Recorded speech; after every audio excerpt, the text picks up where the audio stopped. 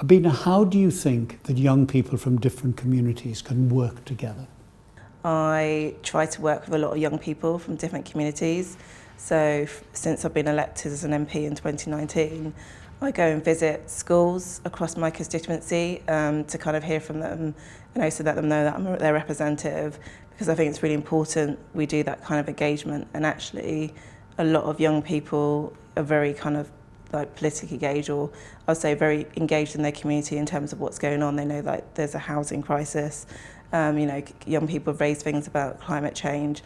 And I would say that also during the pandemic, I was contacted by quite a lot of young people as well, particularly in terms of how their education had been affected with their studies, whether it's GCSEs and A-levels, or interested in single issues campaigns. I had so many emails from young people about the Black Lives Matter and talking about how their school curriculum is be essentially diversified.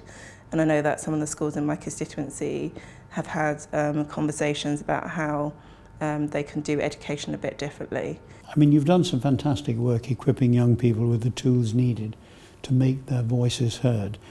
How can current MPs in general make sure that they're opening the doors for young people from underrepresented communities to engage with the political process?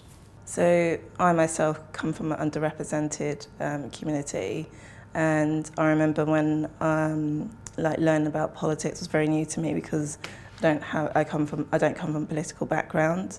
So I was quite lucky that there was someone that I knew that was growing up, like a family, someone that lived near me, that took me under their wing to explain the political process. But I think that a lot more could be done to engage with underrepresented groups to make sure that their voices are listened to in Parliament. And it's about looking around the community, going to community spaces. So I tend to go to community events. I tend to look online to see the places where a lot of underrepresented groups are, and go and speak to those particular groups. Because I remember when I spoke to a careers advisor when I was younger about looking at seeing if I could get a job in politics and wanting to know more about politics, because I didn't honestly know. And the careers advisor laughing in my face, saying the chances of someone like me getting a job in politics would be very slim, and not to bother trying. And I'm lucky that I've got like a support network that, I lacked confidence at that time. And if you don't have people kind of believe in you, you just become politically disengaged. And I think, we need to do things in politics very differently. And that's something that I try to do through my work.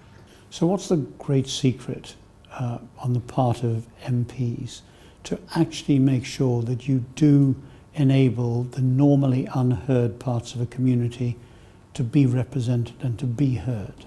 I think listening is really important. Going out your comfort zone, going to spaces you wouldn't necessarily go. So I do go to a lot of community spaces. I like to spend my time being in the communities. It's been very difficult during the pandemic because we've had to operate virtually. So I think listening and going to those spaces that you would not normally go to, and doing school visits as well, I think it's really important. But also just engaging with the community in a way, and going to those spaces that you wouldn't normally be seen going to those spaces. Going outside your comfort zone is important. Politics is changing. It's always evolving. What gives you hope for progress in politics in general? I think that it's really sad to see the situation in terms of what's happening with Ukraine, what we've seen with Afghanistan. And I think that, I have to say that things are a lot difficult for people. But I do think that particularly a lot of younger people are wanting change. Whether they identify with a political party is a separate thing. But I am seeing people being very passionate about single issues, about what's going on in terms of decisions that are being made in government, whether it's housing policies. They've seen how it's, when I've gone and visited schools, they've seen how it's impacted their classmates, where they've been put in temporary accommodation, where one minute their classmates been in school, and the next they've been moved as far as like Manchester in temporary accommodation, and they are speaking about those issues. So I think that people are looking around and seeing what's going on, and I think what's helped in terms of the pandemic with the restrictions, lockdown restrictions, is people are looking at local things a lot more, in terms of how things could be done differently. You know, I've seen a lot of people use green spaces during lockdown, which wouldn't normally have been the case if lockdown hadn't have happened. So people are appreciating it and wanted to support like local businesses who have gone through difficult times. So I'm seeing more of a community kind of sphere come together. Are you optimistic for a different, maybe new kind of politics to be taking off in this country? I think you've got to be optimistic to be in this game, to be honest.